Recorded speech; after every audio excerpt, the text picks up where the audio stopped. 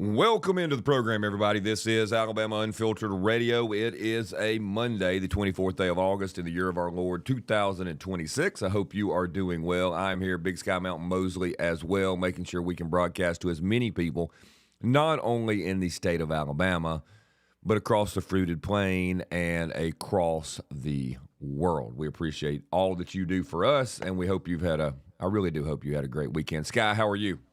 Fantastic. Happy Monday. Happy Monday to you. Why not?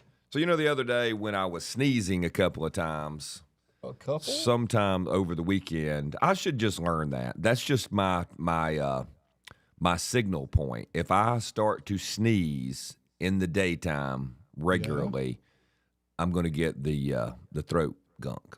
You got the Captain Trips. Well, that's how I don't get that? sick like normal people. I just get this throat stuff to the point where I'm beginning to wonder if one day at some elderly age I will get this and then my voice won't come back. Oh man, Because that's just where where my weakness is. Yeah, that's it. In the book The Stand, that's how it all started. You'd sneeze like 4 or 5 times, and you got Captain Trips, which was 99.6% lethal. How long did it take to kill you off? Oh, it was brutal, man. It about 2 weeks. Oh God, you can't just die in 3 or 4 days, huh? No, it was awful. So it's not like Ebola. No, it takes a while. You Have gotta y'all suffer, man. Have y'all been keeping up with the Ebola stuff? Somewhat. It's not making the news here yet. So the mainstream press in the United States has not decided to get us all worked up about it yet. But since we're on cutting edge here, you want to hear the headline from? I guess this news agency is as reliable as any. Ebola cases in the Democratic Republic of the Congo, which they call DRC, the DIRC maybe, hits 5,515 as Pope Leo urges global action to save lives. Case fatality rate climbs to nearly 48%. That's lethal. That is bad stuff. Oh, but Scott, they're over in Africa. Well, that's where they just don't have a lot of good medicine and stuff. They're just, can you imagine what Ebola would do to, look, the folks in Africa are tough. They have all kind. Africa was built by God apparently just to kill people off because that place is rough. I mean, it has everything. Was that not the way exactly to say it, Sky? No, that's fine. But it is. It's a dangerous place. It's kind of like Australia. I mean, I'm not sure we're supposed to be there. Everything wants to kill you. They have the biggest, most poisonous stuff. I told the story before here of a family member of a friend who was a big hunter went there on, shoot animal safari, not take pictures of animal safari. And they said he's never going back.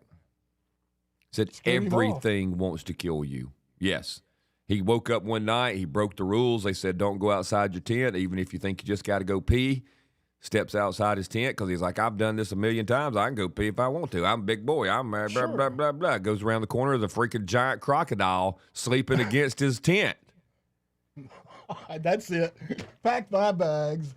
He says they're driving through the savannah or whatever they call it, and there's grass out there, like 3 or 4 feet tall, and you look out there and there's a little head sticking up. And then you look over there and there's a head sticking up looking around. You look over there's a little head sticking up. He's like, what are those? Oh, those are mamba snakes. No, they raise their heads up like 5 or 6 feet and look around. Looking for them. And if they see something, they go back down and go towards it. Yeah, they're very fast and very, very deadly. Very deadly. So they're riding through. It's like 1 billion degrees. So they hunt you. The snakes hunt you. Yes. Right. So they're riding through, and they don't have. I think the story was they don't have air conditioning in the Jeep thing, the Range Rover or whatever it is, and they're riding with the windows up. And he's like, "Why are they riding with the windows up?" Well, in this part, if you go by, the mambas will strike at the car, And if the window's down, they will spray poison into the car. And if it gets like in your eyes, you're in big trouble. Yeah, that's how they. And he's like, warm wait you a up minute. for the kill. Yeah, he's like, these things are hunting cars. And then the last part of the story I remember is, and two parts. One is they're walking through the woods or whatever it is, and he's got like a government guy with him, and then a guide with him, the hunting guide. And then there's a guy way out front, and there's a guy to the side, and a guy to this side, and a guy behind him. And he's like, well, this doesn't seem very safe if we're hunting to have somebody in every direction. Oh, no, those guys are there to help try to protect you from being attacked by other animals. Now, who's hunting who? That's exactly right. They show up to a lunch, and wow, they're just sitting there. They got Cokes or whatever out, and a bee lands on one of the Cokes, just like a Yellow Jacket does every time you're at a picnic or a family reunion or whatever here in Alabama. And the hunting guide just says, everybody to the cars now. And everybody does what he says. Right. They go to the cars within a few seconds or a minute, like I'm gonna be hyperbolic here. 1 billion bees just descend on that table. Because the one had gone back to tell the others, and they were African killer bees. Good. He was a scout, and he discovered Coca-Cola. And he said, man, they got the real thing over there. And they all came. And he's like, I'm not going back. There's plenty of things I can hunt in other places in the world than going back to that part of Africa. That might put a person off hunting, period. Yes, especially the being hunted part. Yeah, turnabout. It's kind of like I've always thought, if you're going to bear hunt, I think you ought to do it from the ground with a spear. Seems fair. Yeah, because I mean, if you have the really toughness to see that bear right over there, and you're right over here, and you've got a spear, I mean, that's a man's man. You're a gladiator if you can do that. Accomplish something. Mm-hmm. You know, as soon as they told me, okay, you're going to be in the Congo, right, and we're going to have you in a tent outside. Like, no, I think I'll go to Jamaica or something. In Kenya, you know, they're famous for you know, their safaris and their hunts and everything, and they put you up in these up above ground in tree houses. Really? It's very expensive, but they don't put you. Man, as soon as I heard that, I'm like, wait a minute, this must be the discount. I'm trying to think what his. I'm going to get this thing right. Like the area allotted for this hunting club or this hunting preserve was like a third of the size of Alabama. Yeah, Congo is something is just deepest, enormous. Is the Congo where they think they still have dinosaurs? And everything out in those swamps. It's the deepest, darkest jungle of Africa. The Congo. The Congo sounds scary. It does sound scary. No doubt about it. It's not just a dance anymore. Jeez. It's where the snakes come get you. The Congo. Yeah. Keep that. Yes. Ebola cases hit 5,515 with a fatality rate of 48%. That's what you don't want getting out. Well, I was just talking about Captain Trips. And, of course, it was double the. I didn't mean to be prophetic there. No. 48%. You say 48%? 48%. So basically, if you get it, you got a 50% chance of dying. The update came on Sunday as the Pope called for international action. Now, I don't know if that's as many people have died as some of the Islamic scourge murders of Christians in different African countries. But, hey, the Pope is on it. Yeah, he's on that one. He's got to stop the Ebola. Thanks, Pope. It is on track to surpass the deadliest Ebola epidemic on record, which was in 2014-2016 in West Africa that killed more than 11,000 people. According to government figures, the case fatality rate in the DRC has climbed up from 20% in early June to 48% now, meaning almost 1 in 2 people infected are dying. Contact tracing has improved sharply from 30% in June to more than 85%. So whoop-de-flip. Let me get this straight. Contact tracing means hey, we know that Scott talked to Sky and they had lunch, and then Sky went by and stopped by the gas station, and then so and so. So we know who's contacted who. Great. Well, it doesn't seem to be slowing down the death toll, does it? Is this a patient one type scenario, or are we just? I think they just like keeping records, man. It's data. It's like, hey, man, look what I'm doing. I have a record of everybody who's talked to somebody who's dying. I wonder if they give you something if you've come in contact with them, or do they just watch you? Because look, think about it. This is what I'm trying to say. Perhaps. I'm trying to say, okay, so look, they know I talked to Sky, so they take Sky and they're like, hey, dude, you talked to Scott, Scott's got it, and we need to watch you. And then now the death toll's up to 48%, so what good did it do you? Maybe they're quarantining. Maybe they're slowing it down. They won't let the next person go. Maybe that's it. Maybe since you talk to me, you don't get to see anybody else until we know you're clear. Maybe that's what it is. But the mainstream media in America has not decided that we should be upset about it yet. So I guess we ought not worry. But give them a week or two. I mean, elections are coming. So this could be the next thing. This could be the next. Let's freak everybody out. We need bigger government. We'll be back. Mail-in ballot.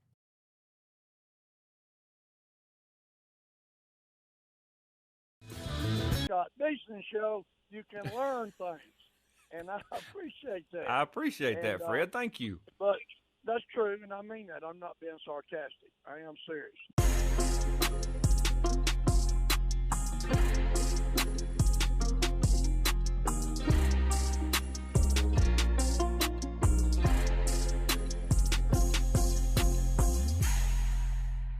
We have to stop kowtowing to every little thing that they have said is bad and evil, and they don't get to decide what is right and wrong. I'll bank my money on what God, the creator of the universe, says is right and wrong. It's worked very well for Western society for 2 millennia, and we've got to get with it.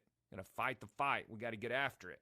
It's ridiculous. I'm just tired of great Americans being ripped to shreds, history going away, and all of us cowering around because we're afraid somebody's going to call us a bad name. It is time to save the republic.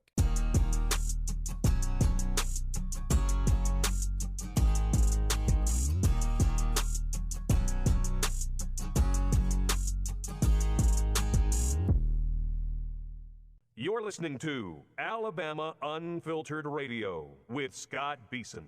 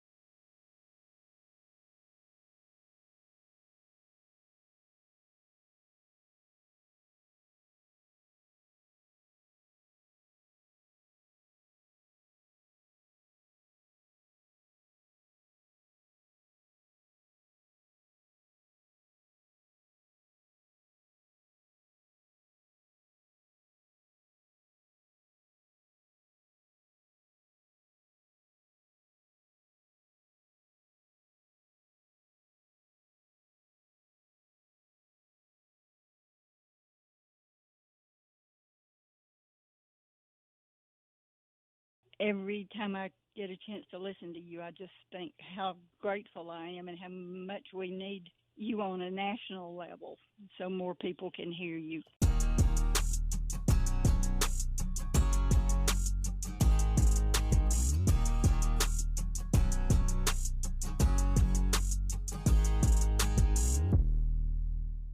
Scott Beason, president of ARP, Alabama Recovering Politicians.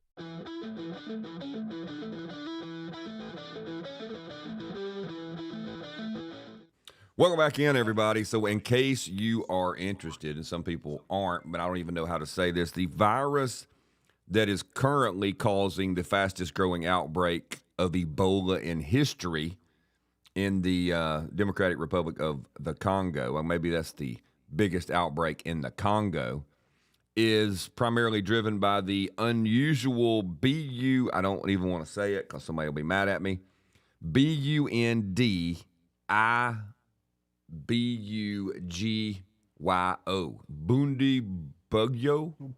Bundibugyo. I think if you say it fast, Bundibugyo strain. Sounds scary. 5,514 confirmed cases, 2,642 deaths. Now, there is a vaccine for Ebola, but guess what? It doesn't work for the Bundibugyo. You got it. Really? That's correct. It's kind of like the flu vaccine, is it not? I mean, I hate to bust people's bubbles. I know there's a lot of people out there going, hey, man, I got to get the flu vaccine. But if you go read the real documentation, you think, heck, I'm taking this just in case that they guessed right on which one. And if they did guess right, it's like a 10% effectiveness rate. But, hey, look, it's worth something. You did something. But they're giving you the flu also. Yes. So there's that. They missed on the big swine flu epidemic. Didn't cover that one, and everybody got pretty sick. Got the sickness. So the Bundibugyo. No good. Bundibugyo is rough. So we have nothing for it. Let's not get this. It looks like it's been around 100 days. 100 days and already killed 2,642 people. In a place where those folks their toughness, I mean, COVID didn't do jack in Africa. Right. So, I mean, it's not like these people are, if you've lived to adulthood, you're tough as nails. Your immune system's got to be just on fire all the time. Yeah, absolutely. So we got that from Al Jazeera, but like I said, nothing to worry about. But Sky made a really good point. I mean, if you really, really, really, really, really want to have some mail-in ballots, they wouldn't go that far, would they? I mean, like COVID was kind of, hey, we made this up. Half of it was the flu. We lied by a power of 10 about how fatal it was. All this kind of stuff. I mean, they ran, but would they really bring the real deal like an Ebola in? I mean, you're getting on out there. Now, look, there are some people out there who genuinely want to reduce the population of the world. No doubt. And something like that would absolutely do it. No effective vaccine. We've got nothing for it. Plus, after the COVID scare and all that we've learned, the public would be even more likely to be compliant. Yeah. So it wouldn't even have to be by accident. I mean, at this point, the way I might be compliant if they brought laws, Ebola. But the way we treat, immigrants and asylum seekers and everything, you just come on in. We're not going to worry about checking or anything. So who knows? Well, it's measles or mumps, whichever one it is. Measles, it's in the United States. Back. That's back because of illegal immigration. So let's be honest, for all the mainstream media folks who want to run out there and go, oh, you should be terrified. You should vaccinate this, vaccinate that. It's y'all's fault we have it. I'm still surprised, Sky. Maybe it's a Monday. Maybe it's because my voice is cracking. I'm still surprised. I'm not advocating it in any way. And I know that the people who listen to this show are not unhinged and liable to do crazy stuff. They're good, honest, God-fearing American people. But I'm really surprised there has not been a few more cases or any case where someone just really snapped and went, what was the name of that movie? There was a movie where the guy is like an engineer. He's a famous actor, and he snaps, and he goes into like McDonald's, and he says, I just want to order breakfast. And the guy's like, it's been like 5 minutes, and the guy says, no, we're not doing breakfast. And he's just had all he could stand. I mean, like some guy tries to rob him, and he basically like just loses his mind. What was that movie? Michael Douglas in Falling Down, 1993. Falling Down. It was Michael Douglas. The name of that movie doesn't ring a bell. Falling Down. Yeah, bad choice of a title. Oh, it's terrible. But that's what he does, right? He's finally had all he can stand of being just an upright, solid worker bee, middle class guy, and he's just hacked. And I'm kind of wondering. I'm surprised in America, and probably we're blessed that more people have not just snapped. Like if I had a child who got the measles and died today, and I know good and well that my child got the measles and died because ding-dong politician over there thought it was A-okay to let millions of illegal aliens come into the country, or tuberculosis, or something else that I can't even recall because we've never even had it in the United States until we let masses of people come in. Or if my child was killed by an illegal alien, especially if it was in some graphically brutal way, and then I had a politician standing there telling me how. I hope and pray I would not snap, but surely I'm not the only person out here in America who thinks, you know what, somebody's got to pay for some of this, because there doesn't seem to be there's no justice. No, I've thought about it myself, How hard that would be? Yeah, to deal with it and know that these people allowed this and justify it. Yeah, it's not so bad that they allowed this to happen, and nobody should have died, particularly if it was your loved one. But then they try to justify it, and there's no and I think what would and what would send me over the top is even more than justifying it, they condone it and they support it. Right. They're not even like, my bad, I didn't see that coming. They're like, who are you? I've got more people I want to bring into the country. I've got more diseases I want to bring into the country. I am such a good person. I don't know how people don't snap. And I guess it's because we probably still have other family members. What's the other movie? The Bronson movies, Death Wish? Oh, yeah. And Outlaw Josie Wells and those kinds of things. If you have other children and you still have your spouse or you still have your children, you don't want to. But if you leave me with nothing, I'm just left with nothing, I think it would be very easy for me to snap. I think. I don't know. I just think, okay, you've done something, and my wife and my children are all gone. Yeah.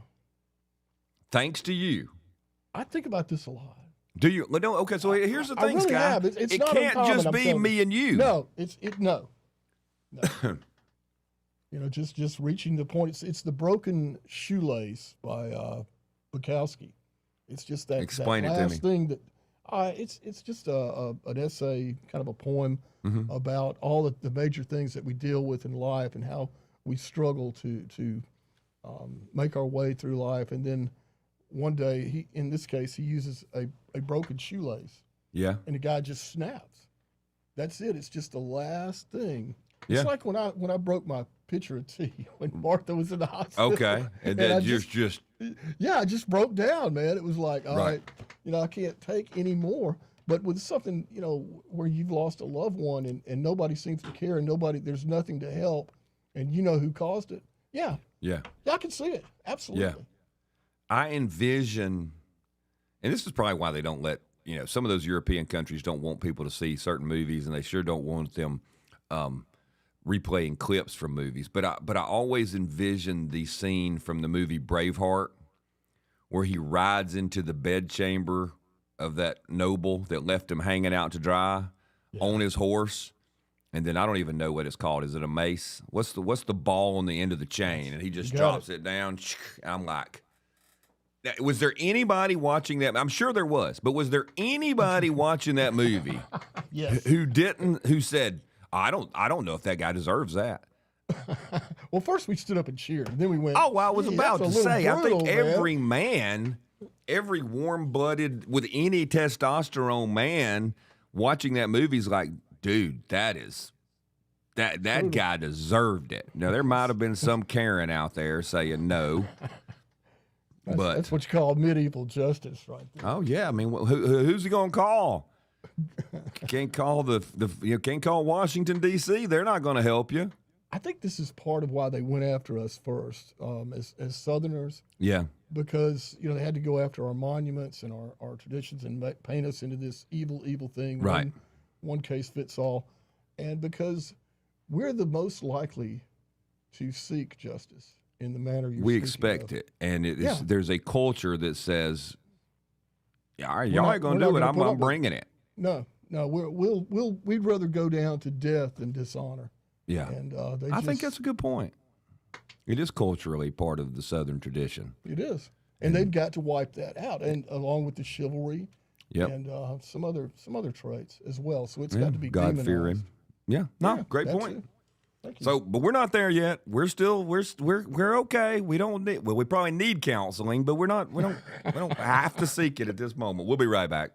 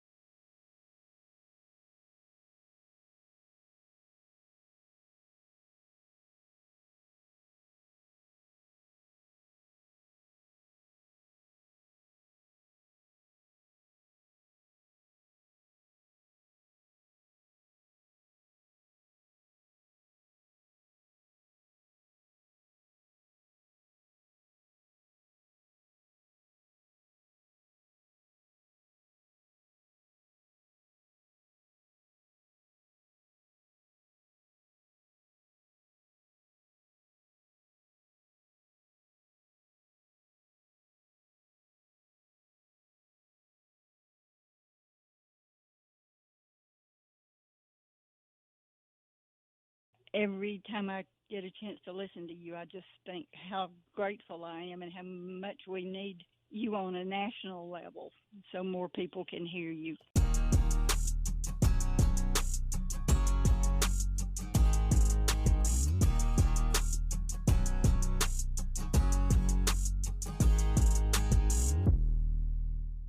Scott Beason, president of ARP, Alabama Recovering Politician. So you can learn things, and I appreciate that. I appreciate that, Fred. Thank you. But that's true, and I mean that. I'm not being sarcastic. I am serious.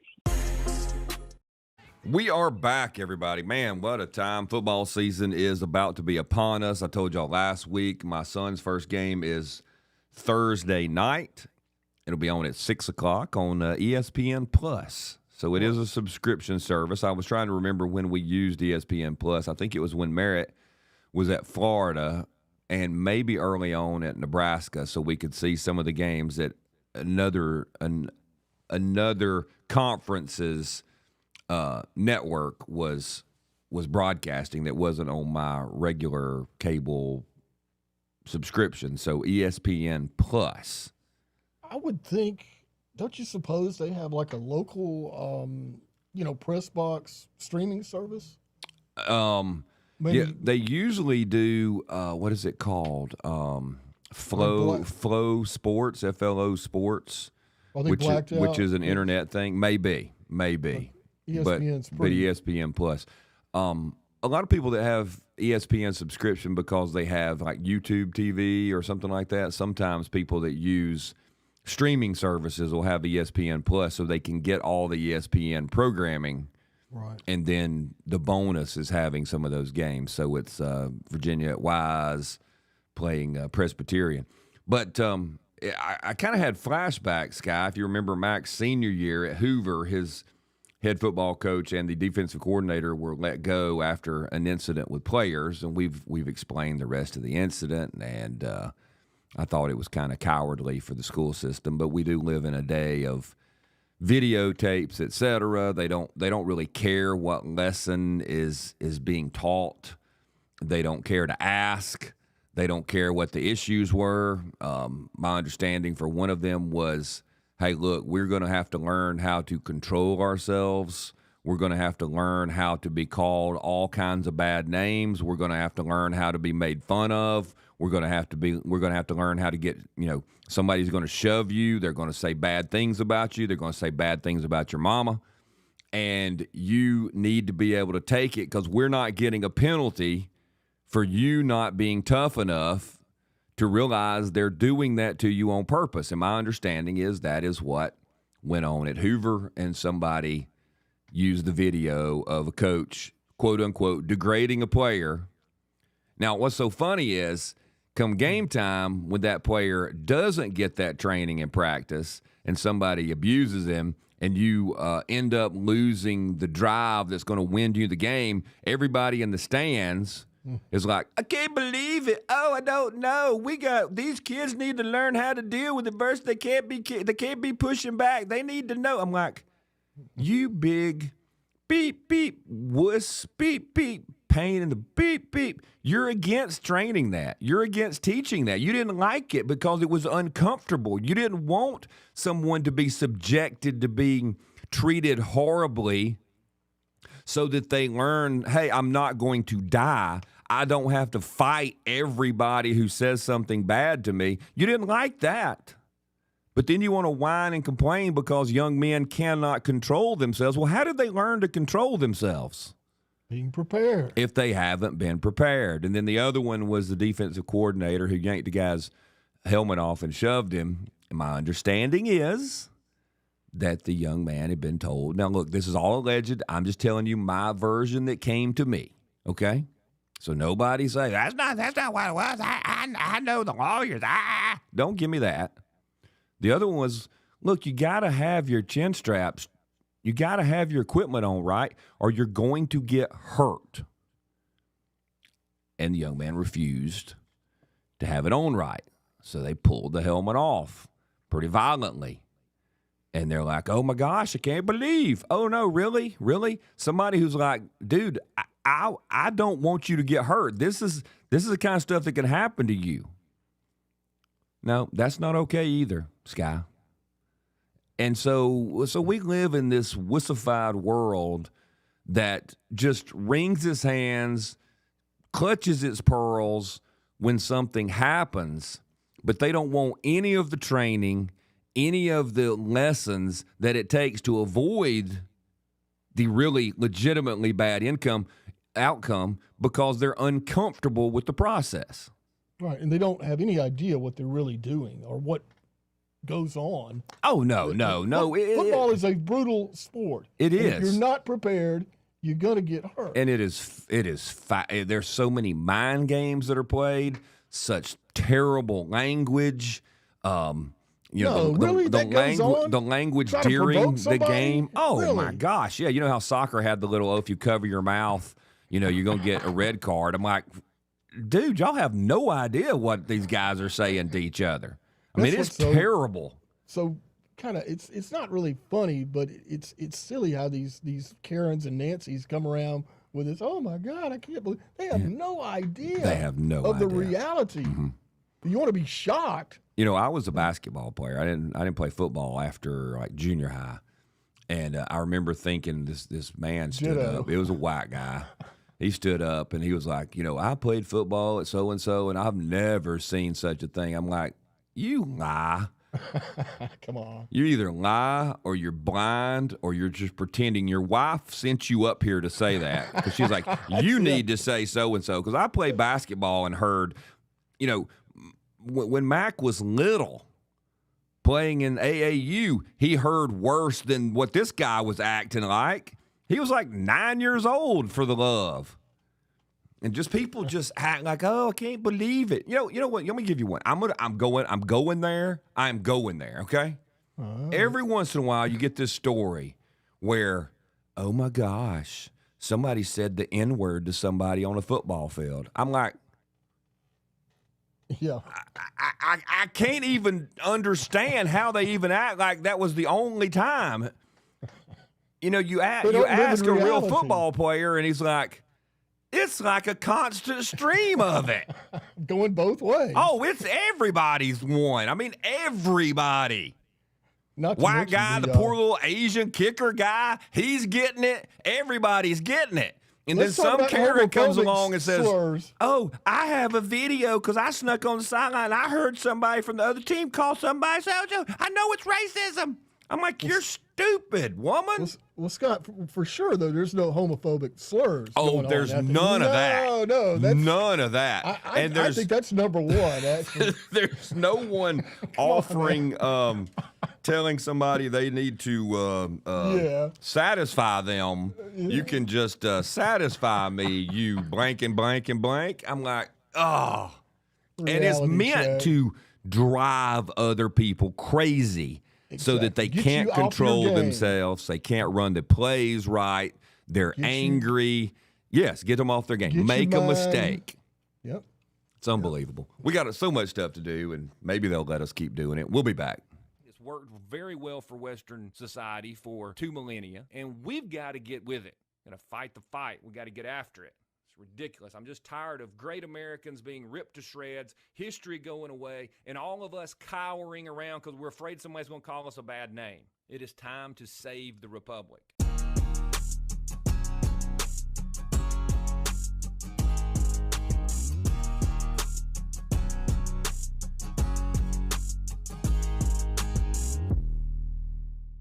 You're listening to Alabama Unfiltered Radio with Scott Beason.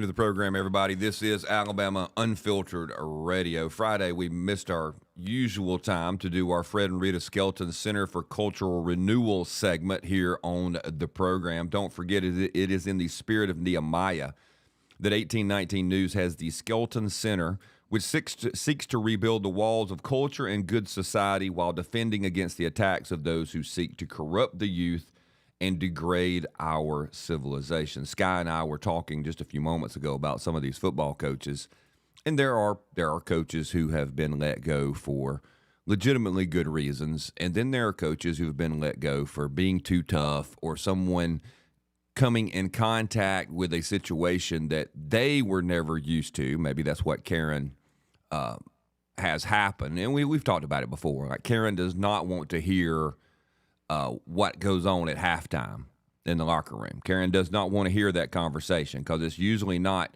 golly geez, boys, y'all are doing really well, and I really hope that you just continue to give it your best effort, you fine young men. I know you made some mistakes and didn't do exactly what we practiced, but I understand that's not what is happening. And there are millions of young men who will say, hey, look, that being tough is what I needed in my life. That being tough prepared me. I'm not talking about unfair. I'm not talking about brutality. I'm not talking about abuse. But just because Karen says something makes her uncomfortable doesn't mean a strapping young man, he's like, dude, my buddies talk worse than that sometimes. I mean, it's part of the binding together. It's part of the – so all that said, I know you'll be shocked that there was a – build up there to get to this story and this guest, who is Sarah Wilder. Sarah, welcome to the program. I appreciate you being with us and what you do for the Skelton Center for Cultural Renewal. I hope you are well. Thank you so much. Thanks for having me on. Yes. Oh, no, absolutely. Now, Sarah has a piece titled, and you can find it at 1819 News, called Let Your Child Take the L. The loss, the big L, right in front of your forehead.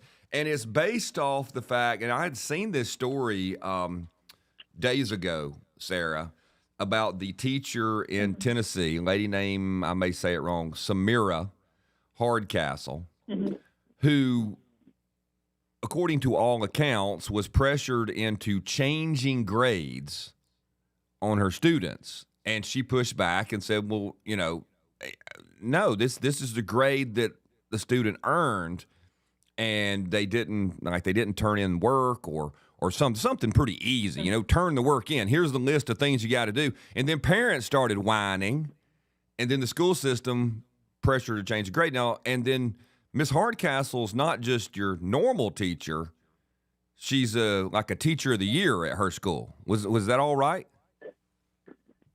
Yeah. Yep, she's a highly acclaimed teacher doing what she was paid to do. And so where do you go from that? That's the background. That's what happened to this lady. So what are you telling us about that? Well, I think what's interesting about this story is that the main people, the first people to pressure Samira about failing, the student who failed to complete an art assignment. Wait. Let me get this straight again. I'm sorry. You said it really quickly, Sarah. An art assignment? Yes. Okay. I got you. Yep. And she or he actually, I can't remember if the student was a boy or girl, just didn't complete it. And, she was going to fail the student. And, but the people really pressuring her not to do that were actually the parents. Okay. And I think that's kind of crucial. It's easy to criticize school administrators, teachers, etc. But really, it starts, whether or not you're homeschooled or not, it really starts with the parents on what kind of standard they set for their children, right? Mistakes are fine, but you've got to do what you have a responsibility to do. If your teacher assigns something, you've got to do it. If you assign something, your child's got to do it. And if they don't, you need to be okay with your child coming home with an F. If they really deserve that F. And I think that's hard for parents to swallow, but something they really need to do. Yeah, no, I can tell you from personal experience, we didn't do it, but that it's probably worse than that, in that there are a lot of parents, and a lot of parents in quote-unquote good school systems, who will pitch a cow if their kid doesn't get an A. And I'm like, Yep. Are you kidding me? They didn't do the work and didn't get an A, or they didn't make the grades on a test, and you're going to be up here complaining? I mean, it's not like they failed you. It's fascinating to experience it. And so, do you think there are lessons that young people are missing because we have this new culture of participation trophies and everybody gets a good grade and no one fails and those kinds of things? Mm-hmm. Oh, absolutely. I mean, when you're a student and you're a child, right, you're not really seeing the big picture most of the time. You're not seeing that this schooling is preparing you for adult life, right? So what you're going to be influenced by is that grade. It's having to take that report card home to your mom or your dad and saying, I got an F on this class because I was delinquent. Right. So grades, I know they're poo-pooed a lot in society, but they are a good way of indicating is your child, it doesn't have to be an A+, it doesn't have to be an A or a B, right? It's just, is your child even trying, or even just like, just caring at all about this education that they're getting, and these teachers that are working hard on it, these parents who are paying for it, right? Children are absolutely, I agree with you, missing out on something when they are just given easy A's for being there, basically. Yeah, no, I absolutely agree. My wife gets upset with me when I go to graduations, and look, it's probably because I've got something wrong with me, Sarah, but when they, they'll get everybody to stand up or whatever who has straight A's, and it's like 20% of the grade, and you're like, how in the world can 20% of the kids have straight A's? When I was in school, I think you had like 3 out of 250 kids that had straight A's, and now you have 20% with straight A's. You just have to know that we're not doing education. We're not doing anybody any favors either. Mm-hmm. Exactly. Yep. You have coursework that's easier, right? Statistics speak to that, right? Our level of education is so much worse than it was 30, 50, 70 years ago. Mm-hmm. And the students are getting easier grades, right? So those two things together, everyone's ill-educated and, frankly, entitled. Yeah, and it does cause a problem. I like the fact that you point out that it kind of leads to the bad things in society where people don't want to show up to work. People, when they are showing up to work, they won't do the job. I mean, even down to putting a hamburger together, they're not worried about whether they do that correctly. It doesn't matter what they do, and I think you're absolutely right. Those lessons are taught in school as well, and we can't do anything about the parents, but we absolutely can do something about what the schools are doing. Right. So how do you? Yeah, the schools have to be more rigorous. Absolutely, and so the teacher, it sounds like she's probably had experienced this on different levels through the years, but when it finally got down to, hey, this student did not even turn in the assignment, I can't even give them. Like I would tell my son or one of my kids, I'm like, for the love of son, you got to at least turn in the assignment. You might make an F on it, but get half the points. But if you don't turn in anything, they can't even work with you. It's not like that last thing. Well, they need one more point or whatever. You didn't even turn it in. Right. I would have given you a 29 if you needed a 29, but no, you didn't even bother. And that's just fascinating. Right. So what do you think? I mean, why do the school systems seem to back some of this stuff? Is it just to avoid the problems with parents? And, every school has those parents who are just always complaining, moaning, whining. It's terrible. Their child has done so wrong. Do you think that's some of it? Yes, I definitely think, for sure, a lot of the responsibility falls with the parents. I do think when it comes to the schools specifically, it's just very simply that funding is tied to grades in most cases. And so if you have, a bunch of your classes just, straight A's, you might get more funding, right? And no one's really going to look closer than that. They're not going to look at the individual math tests and see that actually the student got 50% of the answers wrong. Right. They're just going to kind of take your word, and then you're going to be called, a booming a school district, and get all this funding and accolades. Right.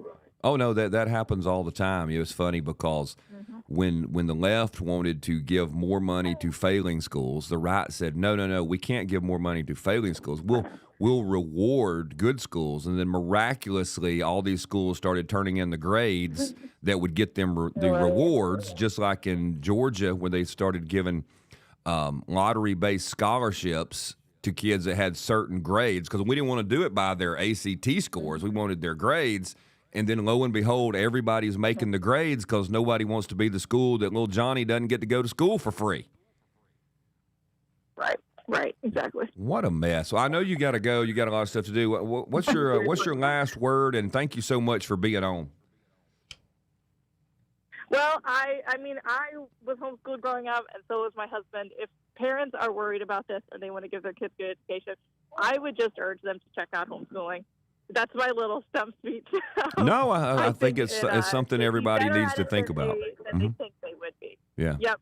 Hey, so let me ask you this question, parents. Sarah. What kind of grades do your kids get when you're doing the homeschooling? Are they all A's? Well, certainly not all A's. My oldest is 2 years old right now, but I'm going to start teaching him to read soon because he's pretty bright. But he won't get an A unless he earns it. There you go. Fantastic. Sarah, I appreciate it so much. Sarah's been with us for our segment sponsored by or run by or inspired by the Skelton Center for Cultural Renewal. You can check all their work out over at 1819 News. Thank you so much, Sarah. We'll talk to you again soon. We'll be back. Folks around him didn't have to.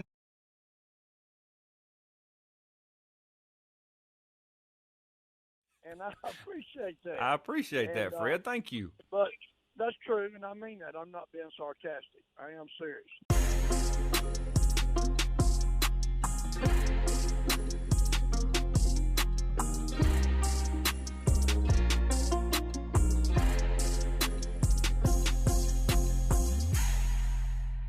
We have to stop kowtowing to every little thing that they have said is bad and evil, and they don't get to decide what is right and wrong. I'll bank my money on what God, the creator of the universe, says is right and wrong. It's worked very well for Western society for 2 millennia, and we've got to get with it. We've got to fight the fight. We've got to get after it. It's ridiculous. I'm just tired of great Americans being ripped to shreds, history going away, and all of us cowering around because we're afraid somebody's going to call us a bad name. It is time to save the republic.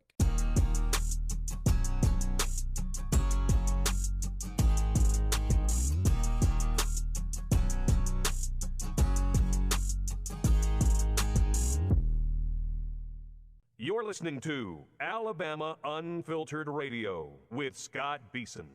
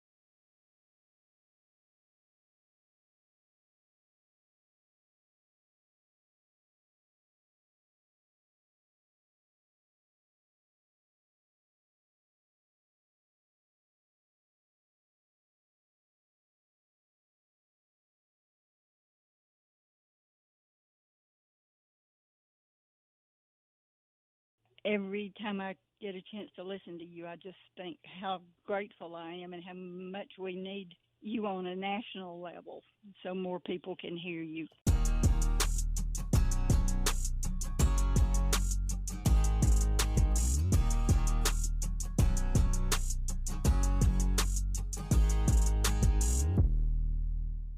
Scott Beason, president of ARP, Alabama Recovering Politicians.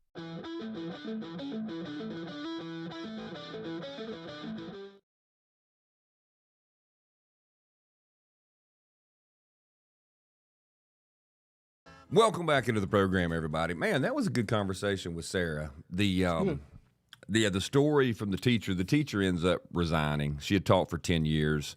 The great thing about this story in 2026, it appears that the teacher happens to be Hispanic. Oh, so it can't be the evil old white supremacist patriarchy complaining about education. I told Sky during the break that people would be shocked. And look, we're not here to make people angry.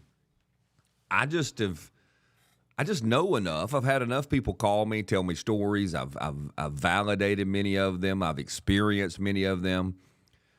We as Alabamians and as Americans, we just don't really have a good handle for what goes on in our schools, what goes on around our schools. And no, it's not always the fault of the teachers or whatever they're calling them now, educators. A lot of it is the fault of the educrats. A lot of it is also the fault that the system is designed from the top to the bottom for no one to get outside of the herd. The state school superintendent, the state school board, surely they are aware of the same kinds of things we have. And what they do is they say, well, we have no choice. Our hands are tied by federal this or federal that. Well, don't leave it up to Scott Beason to talk about on the radio.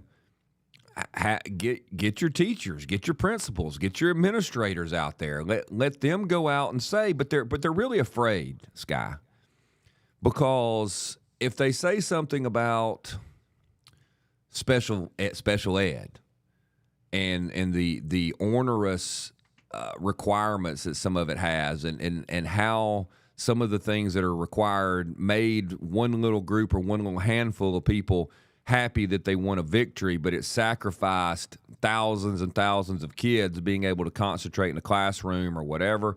They don't want to be the jerk. They don't want to be the cad that says, hey, I have a problem with this issue. There's a different way to do this. They don't want to be the person that says, hey, look, this child in this particular case doesn't need to be in a, quote, regular classroom. I can't believe you would say that. The problem is no one wants to be the cad. No one wants to be the jerk. And then you throw in other issues like race-related issues. When you have schools that are told, hey, you can't suspend any more children of color. And the administrator's like, what do you mean? I'm not even suspending all of them that should have been suspended already. What do you want me to do?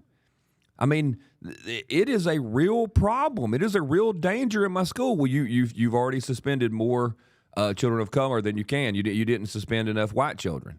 So think about what that says. So number one, you're afraid to discipline. And then the only way, so in the administrator's mind, they have to start thinking, okay, I guess tomorrow I'll have to suspend Sky and Scott because I got to get my numbers up for suspending this group of kids. Now, again, if the shoe was on the other foot, I'm for suspending people based on their actions. But people don't realize all of the pressures that are on the schools. And I think a lot of educrats and teachers would agree that we don't understand the pressures. The problem I have with the education community is they need to let us know that indeed what Scott is saying is true. So maybe then the public would say, wait a minute, we have to re-empower our teachers. We have to let them be able to have a functioning classroom. We've got to cut all this stuff out. It was a great experiment. We did it for 40 or 50 years. It hasn't worked out. Now let's go do what we all knew used to work. Let's do that. But when I go out and say it, and we have had teachers call here. John from Wetumpka's one, and I can't remember the other ones who are like, no, what you're telling is true. But as a body, you don't see the teachers union going out and saying that. Now, I'll tell you why you don't see that, okay? 2 reasons.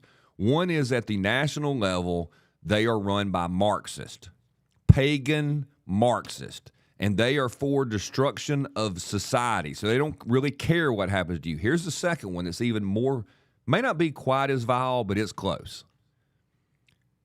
If you fix a bunch of the problems, Sky, you can't have upset teachers all the time. And if you don't have upset, angry teachers, you don't do well at the old union dues table.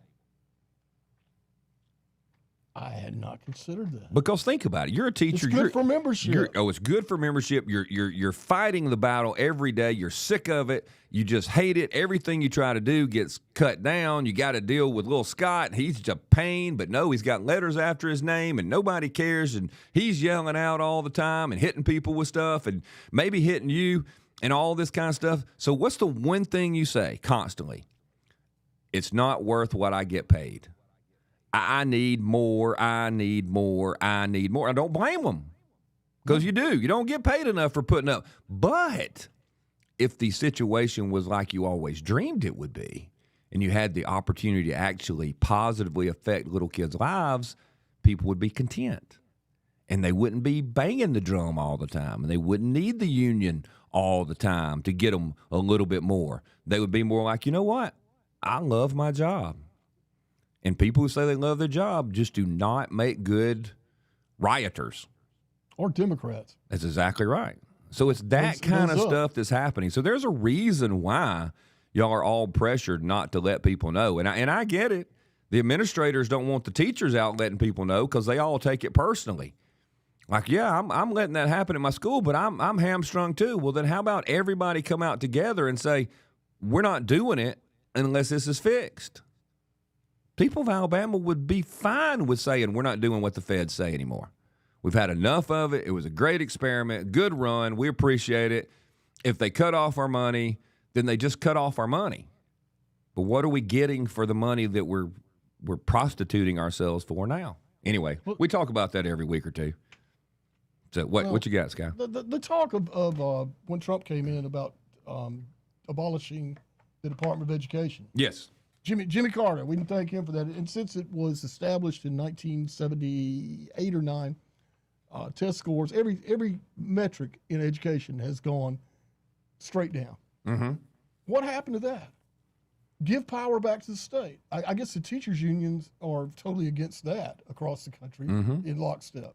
Yeah, because they are out for destruction. And they need the federal government's centralized control. Everybody must do it the same. Here's the other beauty of it. If everybody's doing the same thing, you don't have a little experiment out there that works. Yeah, that's why they're after the Choose Act. That's so exactly right. You don't. The way I understand it is these teachers, and I know several, they start out so starry-eyed, and they have these dreams. They have a real mission to teach. Yeah. And it just gets beat out of them by the administrative and all the nonsense shenanigans that they pull. I understand that they're teaching to pretty much the bottom 10 percentile. That's where they spend the majority of their time. Yeah. Yeah. It's insane. Well, don't forget that there are places, there was a lot of pressure to make sure the bottom percentile was mixed in with everybody else. Right. It started years and years and years ago when Karen and Kyle showed up. Y'all remember when some of this happened? Karen and Kyle showed up. Now, they weren't mad about the bottom 10%, remember? Karen and Kyle's kid was in the middle section. But there was an advanced class right over there that had all the little smart kids in it. Karen and Kyle didn't like it because Kenny wasn't in the smart class. So they lobbied and said, that's just not right. You can't have everybody knowing. You can't have that. So a lot of us gave in. We're like, feelings. That's exactly right. And so then they won that battle. And then the bottom 10% said, wait a minute, my kid's in the dumb class. That's even worse than what Kyle and them had. So now we can't have that. So we'll put them all together. Everybody's all mixed and it up. was this brilliant thing. It said, okay, well, so now Kenny, who you thought was going to get advanced stuff, Kenny is now mentoring little Scott, because Scott just can't. Scott can't even function. So now no one is even getting the middle of the track. Right. It's all bottom. And the smart kids aren't getting everything they need. The middle is not getting it. So it's back to what you said. It's this focus on the bottom end. A lot of resources is always on the problem bottom end. I was telling my wife the other day, and I see y'all on there. Don't go anywhere, guys. I think back to the kid who was like the troublemaker when I was in elementary school, back in the days when Gardendale, Alabama was Mayberry. You know what he was in trouble for all the time? He was not in trouble for fighting. He was not in trouble for, and I want to remember his name, but I probably shouldn't say it on the air. He was not in trouble for vandalizing things. He was not in trouble for yelling out in class. He was not in trouble for stealing. He was in trouble for running. Running. Yeah, like if your class changed, you had to go from your little elementary school class to the library. Hey, y'all walk now. You got to walk. We didn't have to always be chaperoned everywhere like they do now, too. So the whole little class is in a line walking, You had, Karen is the hall light monitor. You don't have to explain it to me. That was me. So Sky is running to the library. Yeah. And that's his horrible violation. Oh, man. And the schools I'm around today would kill to have those problems. Just to have just the runners. We got to take a break. We'll be back.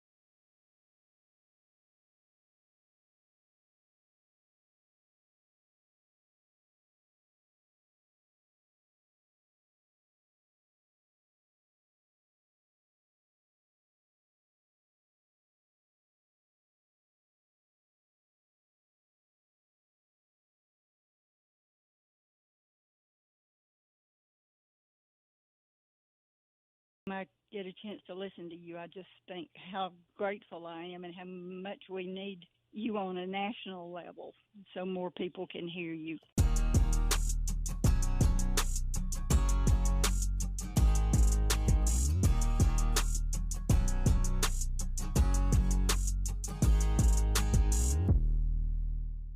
Scott Beason, president of ARP, Alabama Recovering Politicians. It's caliente in here. How do you say in here? In a key? It is hot. I don't know what it is. I don't know if it's my commentator's robe that I happen to be wearing today, like the judges wear, so I can pronounce my my opinions from on high and make them be more and more real and respected than what if I'm just wearing my T-shirt. But you may be coming down with the captain trips. I better not get the captain trips. I'm not trying to be a harbinger. I think I'm on the upswing, but y'all know if you've listened for a long time, when I get this, and I get it about twice a year. This is early this time, so I think I did it to myself, cutting grass. Well, and I know better. Wear a mask, I know, and it's that whole peer pressure thing about the mask. And I get on here and I preach about it's okay to look like a nerd and not be sick for a week. But no. Well, I don't. Or you know what else I do? I don't shave on the day I wear the mask, and then it leaves that, it's because it won't fit right, and all the little bitty fine dust that actually makes it into your chest goes right by and sucks it in. Because I'm too sorry to shave on a Saturday. Let's go to Jimmy B. Jimmy B, welcome to the program. Hey, thank y'all for having me. Hey, thanks for being on, buddy. So, a couple things about the schooling and the teachers and the pay. Yes. I'm not that old myself. I'm only 40 years old.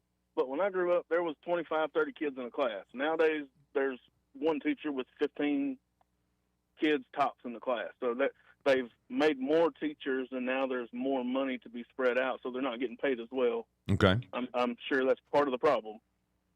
Yeah. And there are a lot of kids that I understand that they don't have the parenting at home to learn some of the stuff, and they're just, I guess you can call them maniacs in class. Yeah. I understand all that, but for the most part, the labor union wasn't a big deal when I was growing up. Mm-hmm. I grew up in the late 80s, early 90s, 2000s. Okay. They call me a zillennial because I still believe in a lot of what y'all believe. You got it. I think a lot of it's got to do with just the liberal stuff going on and them trying to separate all these classes and make them smaller. Yeah. Well, see, they thought. What they thought, Jimmy B, was, hey, look, I can't handle. Here's the quote: I can't handle all these kids. Well, I know for a fact that before I went to school, and I graduated in the 80s, Jimmy B, if you ask your parents or grandparents, some of them will tell you about being in classes that had multiple grades in the same class and might have 40 or 50 kids. Sir, yes, sir. I was raised by my grandparents, so yes, I've heard them stories. Yeah, and those teachers were able to maintain order in their classrooms because that was expected. And so once we decided that we weren't going to have discipline because that would either be wrong or harsh or mean or racist or whatever, whatever system you got, then they said, well, I've got too many kids. I can't manage them. If I just had fewer kids, then I'd be able to handle. Maybe I only have 2 bad kids instead of 3 bad kids. Scott, did you call any kids bad? Yes, I did. Is it the parents' fault? Absolutely it is. But there are bad kids, bad behaving kids.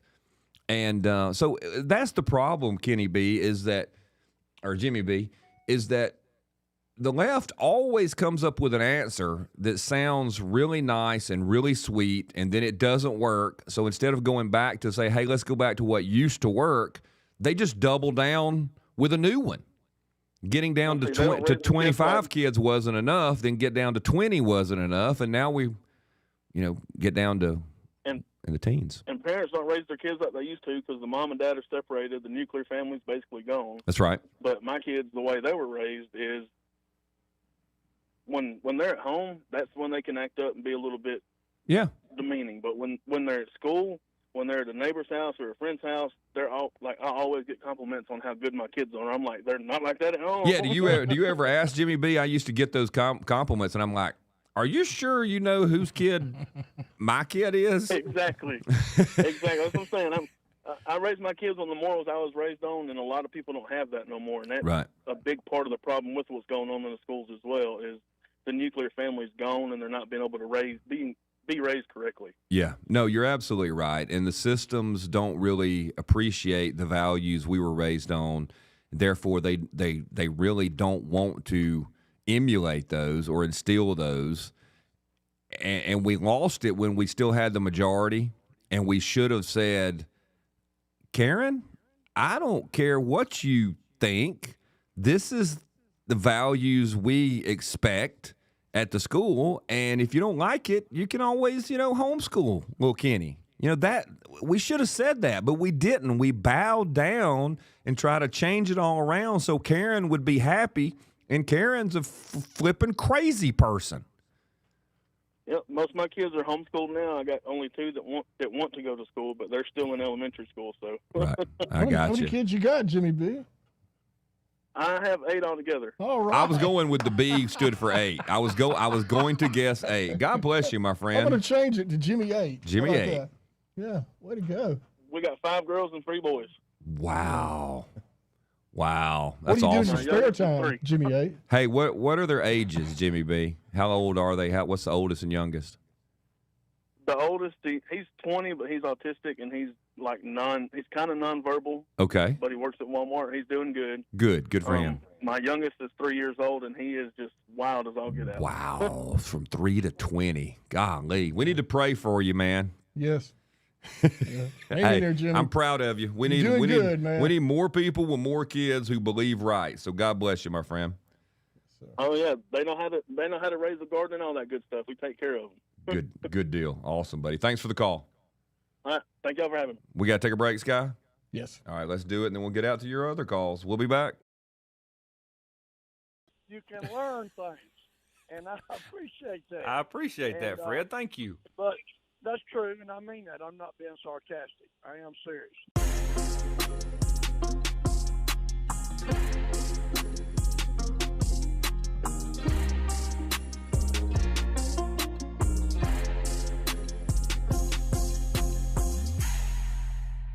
We have to stop kowtowing to every little thing that they have said is bad and evil, and they don't get to decide what is right and wrong. I'll bank my money on what God, the creator of the universe, says is right and wrong. It's worked very well for Western society for 2 millennia, and we've got to get with it. We're going to fight the fight. We've got to get after it.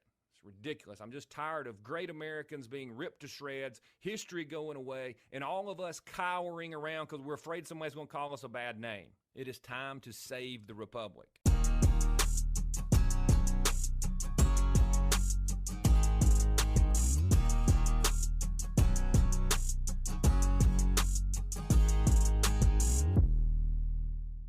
You're listening to Alabama Unfiltered Radio with Scott Beason.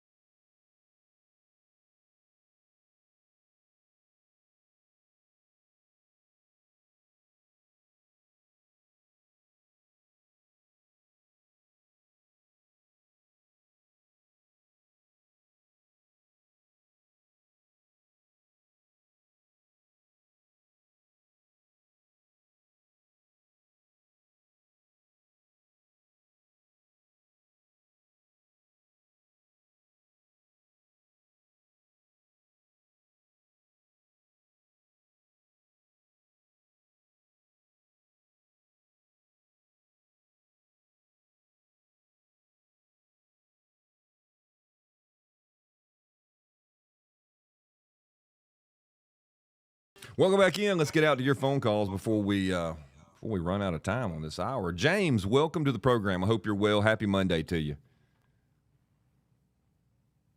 Is James kidding? James, are you? Well, he's all lit up. Let's see if Charles the first of Doing here. Okay, Charles. Charles the first of Doing. Welcome in. Hey, Scott. Hey, Can you Charles hear the me? first. Yes. I can hear you. I hope you're well. Okay. I'm good. I broke my push mower blade came off while I was mowing, and it went through the tire of my lawnmower. Oh, did the thing that actually holds it, the connector that holds it to the shaft break, or did it come unscrewed? I hit something and it broke in two, and I didn't know it. I got you. And the whole blade, half of it came flying off. Now I got to try to take the other blade off. It's with a pair of pliers. That's it's very hard. Yeah. But anyway, that's on your push I wanted to tell you mower? about an experience. Yes, I only push mower. It gives me exercise, and I'm push mowing about an acre. Well, you're I've got lucky it 6 didn't go acres, into a but foot. Yes, I really am. You're not kidding. I got to have Stacy come over and help me get the blade off. I got you. But I was going to tell you a story that has to do with the skeleton, like what she from that program said. I was really, really good friends with Nancy Whirley, who taught Latin at Decatur High for 25 years. Yeah, I remember Nancy. She wrote was my always book. nice to me. And yes, Secretary of State, and over a whole bunch of stuff. Not only that, this is really important. There still exists what she was a part of for police officers and firefighters survivors, their dependents that were still with them or wife. The state of Alabama pays completely for all their undergraduate education if they died in the line of duty. Okay. So anybody that can ever tell anybody. But what I was going to tell you was it was a really hard test that she gave you at the end of the year to graduate. Okay. And 3 of the mothers that knew I was her friend and knew I had to do with English wanted me to tutor their sons and help them to be able to do that research paper. Okay. And I wouldn't. I only helped the one that I thought might need it the most. Okay. And he didn't do badly because Miss Forley said this: I can't read every one of these papers, so I'm going to randomly pick 3 places. One of them will be in the footnotes. If anything is wrong, that's a third of your grade, and a third of your grade is gone. No excuses. Mm-hmm. And the boy that was really good made a typo. 68 was 67, and he wasn't going to graduate by a 1/4 of a point. Well, the mother came and said, please talk to Miss Worley. Mm-hmm. And I did, and you know how she is. But anyway, she said, all right, Charles, you're making this change for everybody in my class, but he will stay, if he stays, an hour after school until the end of school and does all the work that I tell him to do, Mm-hmm. I will give that 1/4 of a point. And she did. And the other boy that I helped went on to set a land speed record for fastest vehicle back then. This was like 2206 or something. Okay. But that's what I was going to tell you. Back as far as teaching, back in, 2004 or something, that would have been your standard of Miss Worley, and there wouldn't have been any kind of nothing in her classroom that could have been anything that you would even have anything with. I don't know why we don't have teachers like that to great extent. But that was what I was wanting to tell, Scott. No, I like that. That's like that story. Get a good story about Nancy Worley as well. So she was a little leftist, but I bet she was a good, pretty good teacher though. Well, yeah, I'm very conservative, and my dad knew her, before he died. And part of the reason she was a very big part of helping those firefighters and police officers that had, under 18-year-old, or really it would be 20-something, I guess, to completely have their college paid for if their family member was killed in the line of duty. That's a very good thing on her part, to have done. And always very kind and wonderful to me, even though we disagreed about, political stuff. Hey, let me ask you a question. Didn't make any difference. So on these things, like if first responder dies in the line of duty, we pay for their school. Do you ever kind of get a little weird feeling about it? Because what about the people who their mom was killed by an illegal alien in a car wreck? We don't pay for their school. What about, You know what I'm saying? A lot of families have a lot of tragedies. What about the family that was maybe the parent was in the burning building that the firefighter lost his life in? Their kids don't get to go to school for it. I mean, I'm not saying I'm opposed to it. It kind of stems from the old World Trade Center thing, which we're about to have the 25th anniversary of. The taxpayers spent fortunes giving lots and lots and lots and lots of benefits to the people, the family members of the people who were there. But if some random jihadi kills 20 people in Omaha, Nebraska, those families are getting nothing. So I just sometimes it gets me. I don't know. Well, I'm not saying it's I mean, wrong. like It just with bothers me. It doesn't bother me because my dad worked for 24, right at 25 years, and almost didn't get his retirement, and died in the line of duty where he asked my younger brother, who was 18 as a police officer, "Do you want to fly with us today?" He would have been in that helicopter. Right. Who ran to try to get my dad out. And if Nancy Forley or anybody would wanted to give my brother a scholarship that pays for everything, when he did all that and these other people you're talking about didn't, I am perfectly fine with it. And that may not be every case, and most of them don't even ask for it.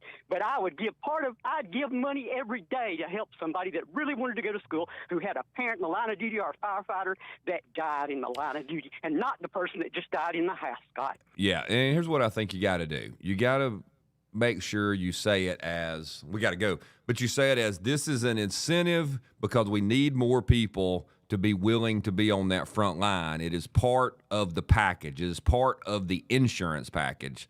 And that's how you sell it. It's not just about being compassionate. Charles I, I appreciate you, buddy. God bless you, man. Thanks. We'll be back.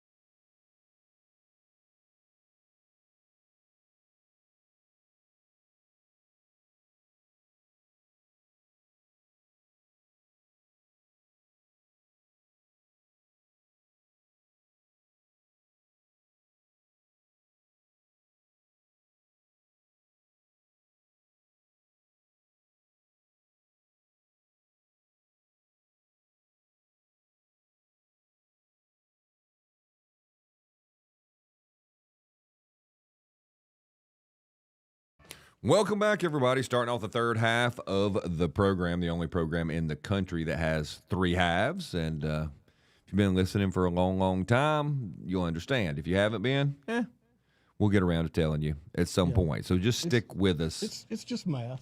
It's just math. You know, 2 + 2 is 5. Isn't that what they're saying nowadays? Right. Let's go back to Roque on Tour. Roque on Tour, welcome back to the program. I hope you're well. Thanks for letting us have our talk with Miss Wilder earlier.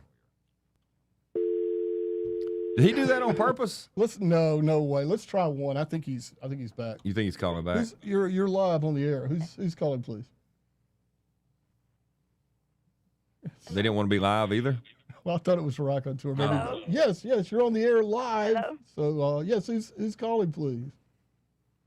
This is Love. Am I on the air with you? Hey, Miss Love, you are on the air. Yes, you are. How about that? Hey, I'm calling because I want to say, Yahoo! I'm going to tell that young lady she did the right thing. That happened to my daughter before, back in the day when she was going to the magnet school. Uh-huh. What happened was the teacher gave her an assignment. Everybody was supposed to do it. Okay.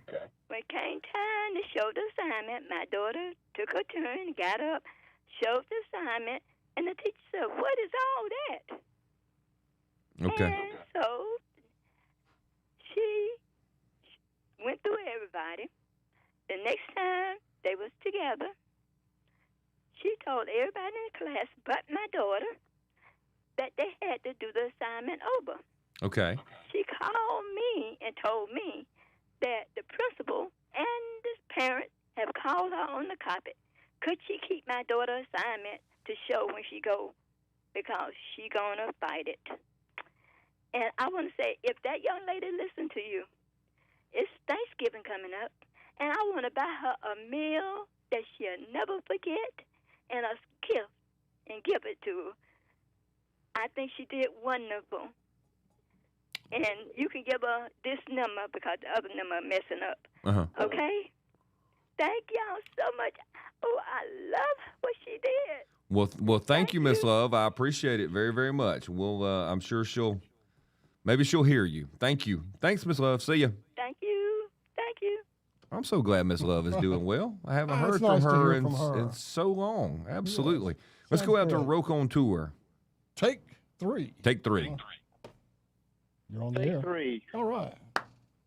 I guess the government knew what I was going to say, and they don't like me still. There's a good chance of that.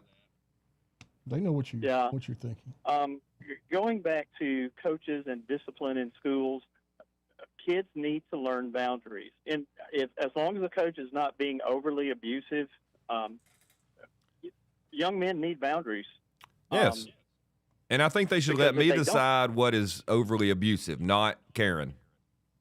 Not Karen. Yes. Because, again, it goes back to women and men are different but equal. Just like vanilla and chocolate ice cream, they're both ice cream. They're both good. Yeah. They're different, but they're both good. They are. I think chocolate's better, though. Different, but we're both good. Well, we won't get into that because it was a good example. Right. Yeah.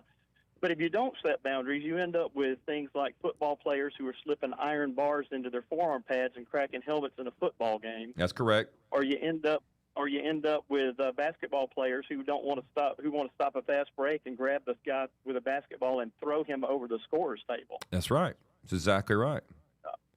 Or you end up with the most egregious thing that's ever happened in the history of basketball that happened last night, where a former NBA player who's now declared himself as a woman created a microaggression.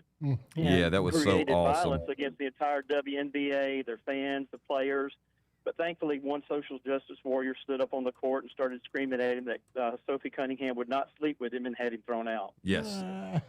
Yeah, I saw that story. I really want to get there. Here's my theory. I'm glad you brought it up at Roque on Tour because I was talking to somebody about this yesterday.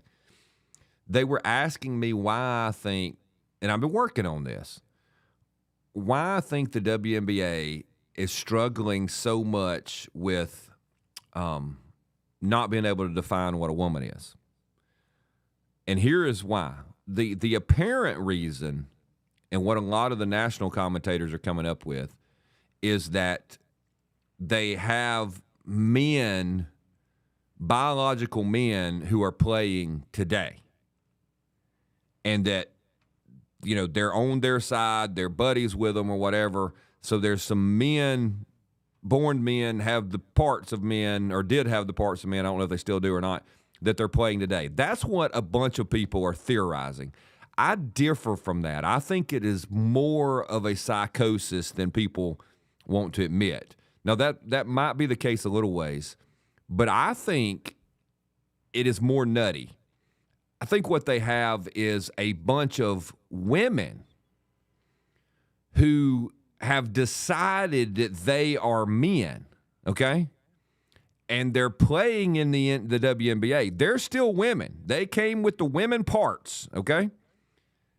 But the WNBA, its leadership and its players, its support group, knows that these people are calling themselves men, at least privately. Therefore, they do have men playing. But they can't just go out and publicly say we already allow men to play, because people will be like, what the heck are you talking about? Then they would have to explain that, well, no, these are really women, but they claim they're men, therefore it's okay. Well, they can't say that, because that's the ultimate insult. So I think what it is they have imprisoned themselves in this psychotic state of, this girl calls herself a boy in private, therefore we must respect her calling herself a boy, and now we don't have definitions that will keep genuine men out of the league. I think it's crazier than just covering for some men that came with men parts playing in the league. I think you got to go one step crazier and nuttier to get to where the WNBA is. Does that make any sense? At least one. Yeah, and I'm tracking with you. The first level thinkers are looking at certain players that are rumored to be men. Yes, and I've heard those rumors as well. But and I agree with you on that theory of psychosis. It's one of those things where I don't know if they're pretending to be men, but I think it's one of those things where they're trying to say, hey, we have no gender, so therefore you can't put a label on me. Yeah. That's entirely possible too. What are you going to say? What is this league? I'm a genderless, I don't know what you call it, gingerbread cook man person thing. I'm Gumby. Or maybe I'm married and I have a wife and I'm going to move. We're going to be ending up playing in a state where maybe gay marriage is not socially acceptable. So, I don't need you adding more pressure to my life by trying to say that gender matters because there's no label. Yeah. I'm the husband, but I can't. You can't be a man because you can't let the men play. But I'm gonna call myself a man, and therefore don't upset the apple cart. That's what I think. Yeah. I think it is more of psychosis. But continue on, Rokon Tour. Yeah. Well, just like you're saying, going back to the ice cream, you got vanilla trying to turn chocolate into like strawberry Rocky Road butter pecan.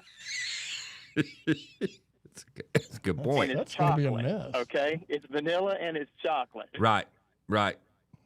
And no matter how many nuts you have on it, it's still, we still think it's vanilla or chocolate one, right? It doesn't matter if it's got a crunchy outside or not. It's vanilla or chocolate. Thank you, Rokon Tour. Have a good one. You too. I mean, we're all out of ice cream. Yep. Today. Well, look, you got to explain these things in ways people understand. Let's go to Mike. Mike, welcome to the program. Hey, how you doing today? It's another day in paradise, brother. All right, that's what it is for me too. Hey, I've got a question about this WNBA. Okay. It is absolutely so outrageous that sometimes I wonder if this isn't being put on deliberately, trying to fill up the stadiums for these WNBA games. I wonder if it's not happened deliberately, trying to get that league kick-started. There is an argument to be made that the WNBA is a soap opera, and that's all it has going for it, and that is entirely possible in my mind. Hey, Mike, let me carry you. Let me carry you over if I can. I got to go to this break, but you are welcome to stick with us, and we'll finish up on the other side. We'll be right back. Lawn, call the crew your neighbors and local businesses trust. One call, one crew, problem solved. Mosley Lawn Pros, built on hard work, driven by quality. Find them today on Facebook or Google. Whether it's AC or heating or plumbing that you're needing, whatever you require, call Lou Choir. With the seasons changing, your HVAC system is working overtime. Call Lou Choir today to schedule a tune-up with one of their expert technicians to keep your system running efficiently and reliably. Keep your home comfortable all season long. 24-hour emergency service available. License number 22154. In August, buy any large pizza at Pizza Perfect and get any medium pizza for just $2. Pizza Perfect's buffet includes pizza as well as spaghetti, breadsticks, salad, dessert, and drink for only $13. $12 for seniors, first responders, and military. The buffet is available Monday through Saturday for lunch and for dinner on Tuesday, Friday, and Saturday. Pizza Perfect is also available for pickup and delivery. Any medium pizza is just $2 with the purchase of a large at Pizza Perfect on Coliseum Boulevard in Eastbrook. Independent Glass has been your one-stop shop for all things glass since 1978. They offer a full range of architectural products, and they're armed with the knowledge and expertise to get even the most demanding job done, big or small.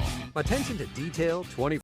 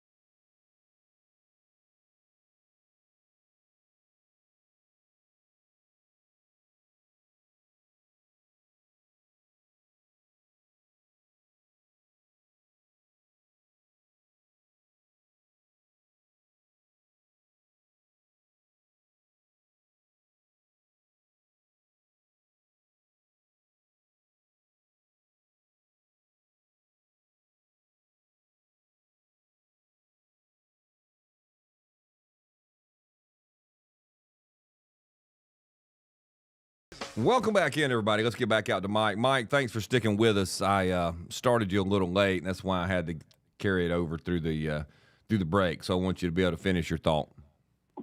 All right. My thought is, in this country, for whatever reason, drama sells. And, look at the Kardashians and all these reality shows. All it is drama, and people can't seem to get enough of it. And I wonder if they haven't done the same thing to the WNBA, just trying to fill the stands up and telling the ladies, to go ahead and act out against Sophie Cunningham and Caitlin Clark, because they're going to get supporters paying $1,000 a ticket to come and support you. Mike, if you step back and look at it, the WNBA is very similar to a reality TV show. Yes. And I agree. It very easily could be scripted, in my opinion, now that you kind of pointed out, because it just doesn't make sense it doesn't make sense that it is reality, like genuine reality. It seems like a scripted reality of this is how we do it. Now look, I don't know if the players know if they're actually playing a role, or if there's somebody who's like, if we let this happen, like they couldn't have done any better when they had the Sophie Cunningham pointing at the other girl. If that was completely scripted, they're brilliant. But once they saw that occur, they don't mind the fire. I think you're right. Right. And that's what I agree with, too. It's just so outrageous. You have to ask yourself some questions. Why is it always a boy wanting to be a girl, and they always enter into women's sports, and they always dominate track, swimming, basketball, whatever. I mean, they absolutely dominate. Where are all the girls who want to be boys? Why are they not trying to get in a men's league? Well, they get cut. They would get squashed. Yeah, no, there's no doubt about that. Everybody who knows anything about it understands that. That's why there's always a story about, this little girl's playing quarterback at the, for the middle school team, and she's probably going to make the varsity. Or this little girl, remember the Vanderbilt SEC game where they had the first girl playing in a varsity game, and you're like, oh my gosh, I bet she's playing linebacker. No, she's kicking. Of course. And they just blow it all out of proportion. Yeah, even what was that lady NASCAR driver who never won a race? Dana. You talking about the pretty good looking one? Dana. Yeah. She was in there for a long time, and those guys just ate her up. Yeah, she did okay a couple of times. Yeah, she wasn't terrible. But at least driving a race car. I mean, my race car's got the same muscle your race car does. So hey, look, you can kind of compete, but one-on-one physically, you just can't make that happen. No. So, anyways, that's all I wanted to say. Is sometimes I wonder if this isn't acted out on purpose, just trying to fill the stadium, which they're doing that for sure. Yeah, no, you're right. It's fascinating because it can't be about the basketball. That's for dang sure. Mike, I appreciate you. Right now, I think it's just about supporting the poor girls that are getting beat up on. Yeah. So we're all here to support this person or that person. So, anyways, food for thought. You got it, Mike. Thanks, buddy. That actually makes sense because it is. It's all theater. A lot of it's theater. Kind of like professional wrestling back. You're waiting on somebody to bring a folding chair. Yeah, maybe the W in WNBA means Wrestling National Basketball Association instead of women. It's certainly entertaining in a low level kind of sad way. I mean, we've talked about it way more than we've talked about the NBA. And we never would have been talking. Yeah, exactly. If they didn't have this ongoing thing. Did you see where they showed the national anthem being played in the Indiana Fever? Only Sophie Cunningham had her hand over her heart. No. Even what's her name that everybody rallies to support Caitlin Clark didn't. Now she might have been about to put her hand on or something. Maybe the picture was just taken at an opportune time. But if Sophie Cunningham is the only one who can put her hand over her heart for the national anthem, I don't know why we ever defended Caitlin Clark if she's in that camp. You know what I'm saying? But she's done stuff that makes us think that. Remember, she had she said, "Oh, I've had privilege." Yeah, she tried to kiss the ring, so to speak. How'd that work out for her? Well, at least Not what we're too seeing, good. it didn't work out well. But if it's all written down, Never does. So Enes Kanter shows up at the WNBA game, has a shirt that says "woman," noun, and then under it says adult, human, female. A dictionary definition. Black T-shirt with the words woman, noun, adult, human, female. Fairly clear. Apparently he gets in a conversation with one of the players, and the female player from the court starts yelling at him, and he gets kicked out. It says a man sitting courtside wearing a shirt offering a scientifically accurate definition of the word woman was apparently provocative enough to produce a confrontation with one of the league's outspoken players, a player who happens to publicly identify as bisexual, no less, an identity that ironically presupposes a gender binary. That's pretty funny. So he got kicked out. Kanter was obviously trying to provoke a reaction. That's the entire point of wearing that shirt to the particular game, especially after declaring himself eligible for the league's draft. But the thing about provocation is it only works when someone willfully takes the bait. Right. Back to our story at the start of this program that says young men, young athletes, apparently young women, need to be trained in practice on how to not get provoked. Right back to it.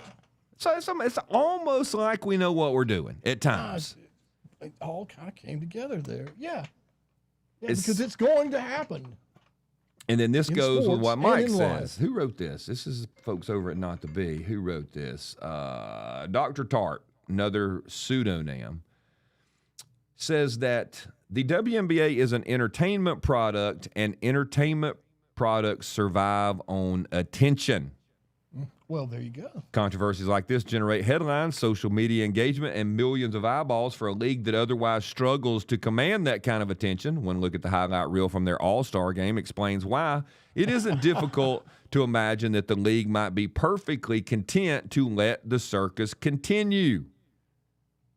After all, the WNBA doesn't exactly have a surplus of moments that people outside its existing fan base are talking about. Until Enes Kanter Freedom, that's his last name, gives them one. Whether he bought a ticket to watch women's basketball or bought a ticket to make a point is really immaterial. The real story is that somehow a 3-word definition of woman just became a headline in the WNBA. That's quite a feat for a league whose name already contains the word. Yeah, theater, kabuki theater. It sure does seem more and more like it.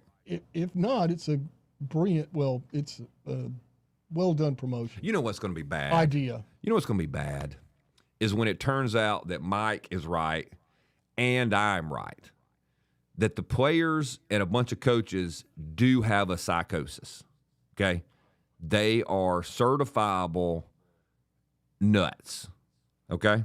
Okay. And they're defending some weird view of the world. Sally's a guy. No, you've been in the locker room with Sally. She is not a guy. There's no guy there. Yeah, I know, but she says she's a guy.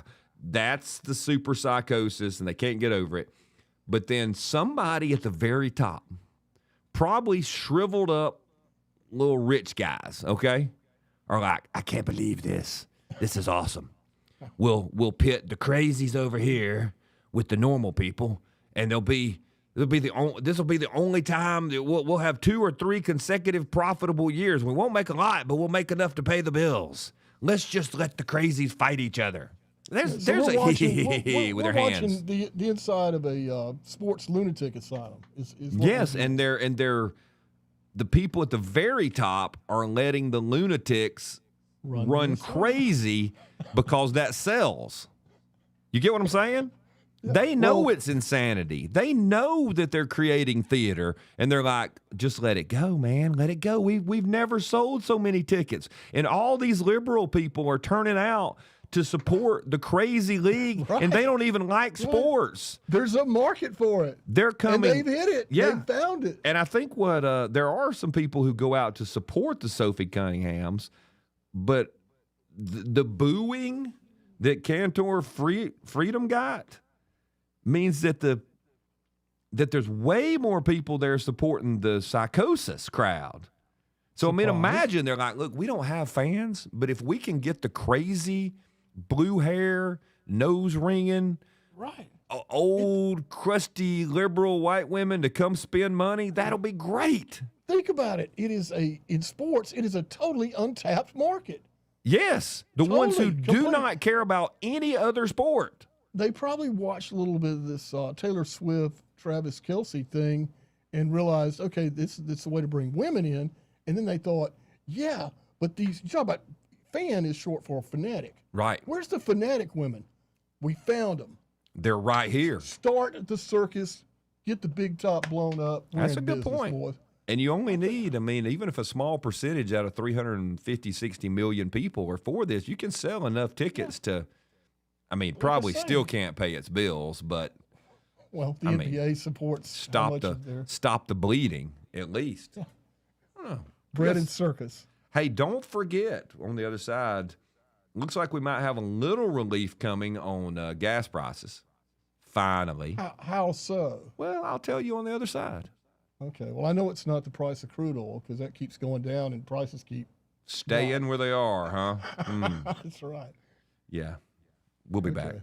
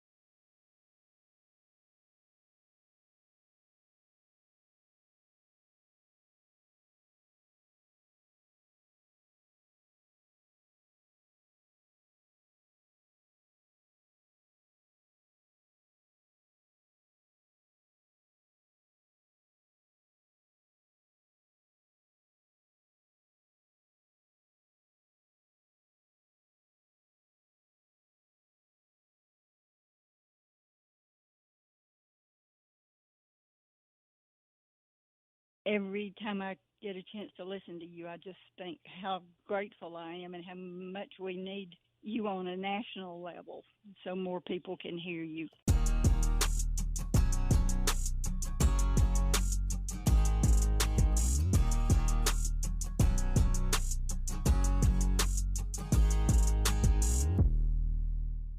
Scott Beason, president of ARP, Alabama Recovering Politicians. You can learn things, and I appreciate that. I appreciate that, Fred. Thank you. But that's true, and I mean that. I'm not being sarcastic. I am serious.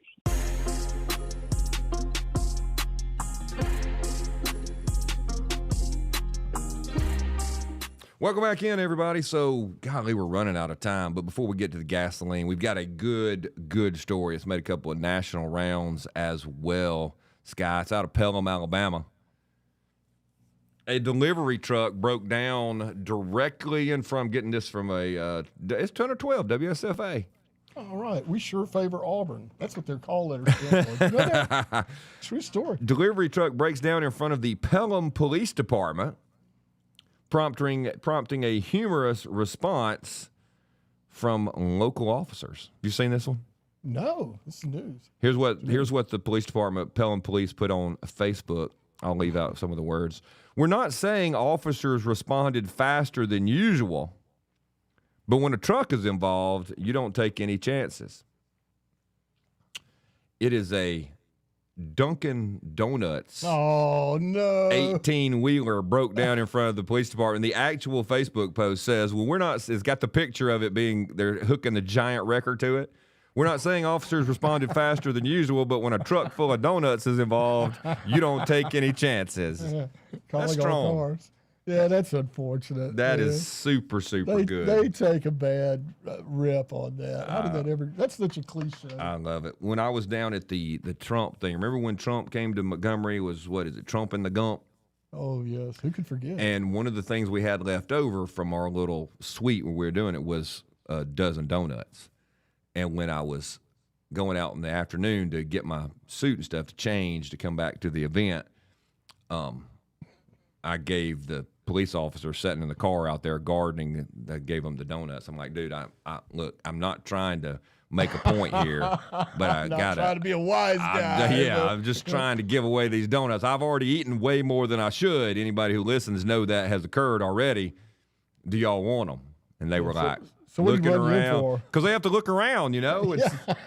They're like, sure. And then you pass it to them, and they get it in the window and put it down real quick. I was like, that's all right. You can. I don't know. I don't know if I'd trust eating anything that you. That I just drug out. Give. You know. They're like, he doesn't look like he's up to no good. I mean, nothing. I know nothing dangerous. Take it from me, so I guess. I guess it says something about your. Had an somewhat honest looking face. Apparently. The story by Olivia. How do you say her name? Rundow. The Environmental Protection Agency is moving to increase the domestic gasoline supply by enacting a temporary emergency fuel waiver to go into effect on September the 1st. Found this over at Breitbart. In coordination with the Department of Energy, the waiver will allow for the sale of E10 gas, that's our regular old ethanol gas, at a higher Reid vapor pressure, the RVP. So basically, they're just getting rid of summer gas quicker, which is supposed to make gas somewhat more affordable. Now, when I first saw the article, I thought they're going to do something with gas prices. Now, let me ask this question. Last week, I took a stand, not super popular, on, hey, look, I might feel a little bit okay about bringing in some foreign beef because we got to get this out of control. Because I know people who've tried to buy cattle and they're just like, I can't afford to buy any cattle. So we have gotten behind on having a big enough herd and all that kind of stuff. That's true. Do I think that's the answer? Not necessarily, but it's a shot. And then a lot of people are like, it's just wrong. It's socialism. What about the free market, et cetera, et cetera. But I would like to ask the Trump administration, you're willing to meddle in beef prices, which again keeps me and Sky and a lot of people we know from buying a steak. Thank you. But can you meddle in the gas prices just a little bit? I would appreciate that. That'd be awesome. Yeah, I don't have to eat a steak every day, but man, I got to drive. I gotta get some gasoline. Yeah. Now, here's the part that I like the best, and y'all know this part I like, because it turns out that your humble host is finally proving to be true. Because I'm reading the article about the ethanol gas, and you start seeing, well, you know, what it is, and it's blah, blah, blah, blah, blah, blah, blah. So I asked the question. I used to not be able to get this answer. I've always felt like this was the case. And it makes perfect sense since it's a government mandate. But AI helps me get to the answer. Does ethanol gas actually produce less pollution per tank or just per mile? Because that was the whole thing. They're like, oh, a gallon of ethanol has a certain percentage less pollution that it puts out. And then people kind of started going, yeah, but I can't go as far. Okay. So I want to know, how much pollution did I put out getting to the beach, getting to Gatlinburg, getting to grandma's house? Is it just per gallon that it's less? And the gallon of your ethanol won't take me as far? So if we did it based on from point A to point B, is it about the same as it was before y'all started monkeying with it and giving us all this ethanol gas? You're going to be, it is sad, but your benevolent government mandated ethanol gas. And finally, this is from the Department of Energy, okay? Department of Energy. Official. Ethanol blended gas produces less pollution per mile in terms of specific greenhouse gases like carbon monoxide and tailpipe toxics. But it does not reduce pollution per tank, because you burn through a full tank of ethanol blend faster than pure gasoline. So in other words, they made it's pretty much a wash. It's a wash. Yeah. Ethanol contains about 33% less energy than pure gas. Standard blends lower your overall economy by 3 or 4%, meaning a single tank takes you fewer miles because you must refill your tank slightly sooner to travel the same distance. The total pollution produced per completed tank ends up roughly equal to or higher than pure gas. So we have been buying this crap, supporting this crap. We're stuck with this crap, and it turns out we didn't get ahead of the game. No. Surprise. Ethanol gas should be the poster child experiment for, oh yeah, listen to what the government says. Government interference. Yeah. I'm just glad they finally got around to it. I've thought this. I've said it for years and years and years. Right. Never thought it would come to actual light. That they actually admit it. Right. But do you think we're going to stop it? Of course not. No, the because government program, once underway. Yeah. And why don't they just give them like, hey, Iowa, we're going to stop this in 3 years. So if you want to produce it till the end, great. But if you want to get out and do something else, we'll buy it for 3 more years, but we got to stop it. We got to take a break too. We'll be back.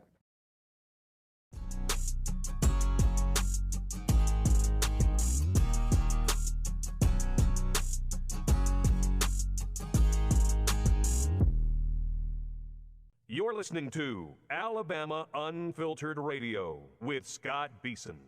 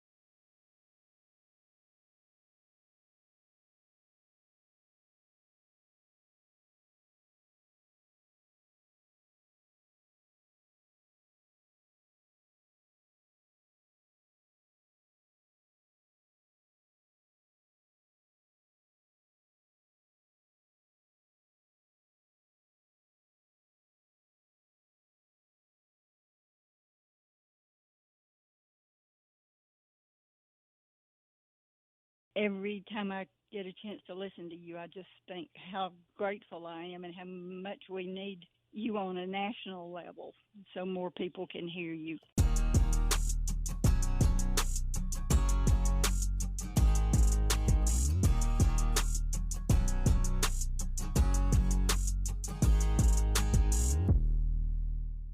Scott Beason, president of ARP, Alabama Recovering Politicians. Welcome back in. Let's get out to our first time. I think we lost our first time caller. Oh, he bailed. That's unfortunate. All right, well, we'll see if we can work him in. Let's go to Clark. Clark, welcome to the program. Hey, Scott. Hey, Clark. So you were talking earlier in the show about snapping and things getting taken care of. Yes. You know, if they'll just defund the police, Sky, overdrive, and we'll take care of some business. Yeah, well, I mean, there'll be a lot more people be able to snap, and I don't know who's going to do anything about it. Snap. There you go. Mm-hmm. So there's that. Now, The ultimate snap benefits. That's right. That's what you did. you know, you were talking about beef prices. Yes, I kind of know a little bit about beef. I bet you do. Yeah, so there's been like a 30-year war on beef, Scott. Yep. Now, you were talking about ethanol. Mm-hmm. What's one of the major things we feed beef to get them to market? Corn. Grain-fed. What do they make ethanol out of? Corn. 40% of America's corn goes into ethanol, which doesn't help with our pollution problems. Like, would it cost to feed beef out some? Absolutely, it does. Also affects the cost of tremendous numbers of food Homeland products for Security people. During the Biden administration, Mm-hmm. raised the insurance for having ammonium nitrate on the lot at your co-op, Southern States, Yes. wherever you get your farm stuff, okay? Mm-hmm. To the point where you cannot afford the insurance to have ammonium nitrate at your farm supply place. That's what I hear, yes. Because Timothy McVeigh made a bomb out of it Right. Back how many years ago? about 30-something years ago. Yeah, don't you love a government that tells you every day you've got to be worried about terrorists? And Yeah, most so- of the terrorists are the groups of people they're allowing into the country? Yes. It's funny how that works. So, you know, now, remember when they were going to have the fart meters and whatnot on the cattle? Yes. Yeah. So, no, there's been a good 30-year war, and that's the reason, well, that and prices were so abysmal. And you know, when you start looking at $8,000 an acre pasture land, Yeah, no joke. it makes it hard to run cows. Did you see where Hassan Piker tried to walk back the America Deserve 9/11 and got booed off the stage as a turncoat? That's Yeah, what it was. for trying to walk it back, and that guy is insane, and he's not insane here's enough the for his thing, own Scott. crowd. Do you know what they did to moderate Nazis? I do not, but what? They got piano wire neckties. Did they? Yeah. You sure that wasn't Do you know the what moderate happened, Bolsheviks? Because I've I about don't know about decided the everything the moderate Bolsheviks I doubt did. they did very well. Yeah. But then you had, what's that guy's name? Mohammed, yeah. This is third hand because I wasn't there, obviously. But he said moderate Muslims were hypocrites and should be stoned. Here's the thing, Scott. You can't be a moderate radical. You have to be a radical, or the radicals will turn on you. You got that right. Clark, we got to go, man. Keep doing it. You got it. Sam, we'll have to get you next week unless he can be fast. He's going to be really fast. Go, Sam. Go, Sam. Go.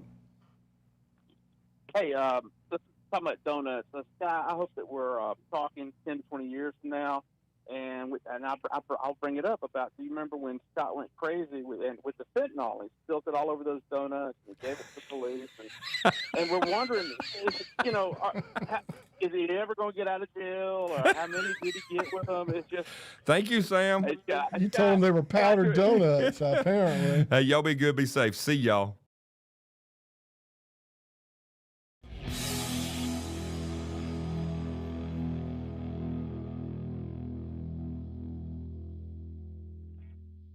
Alabama Unfiltered Radio with Scott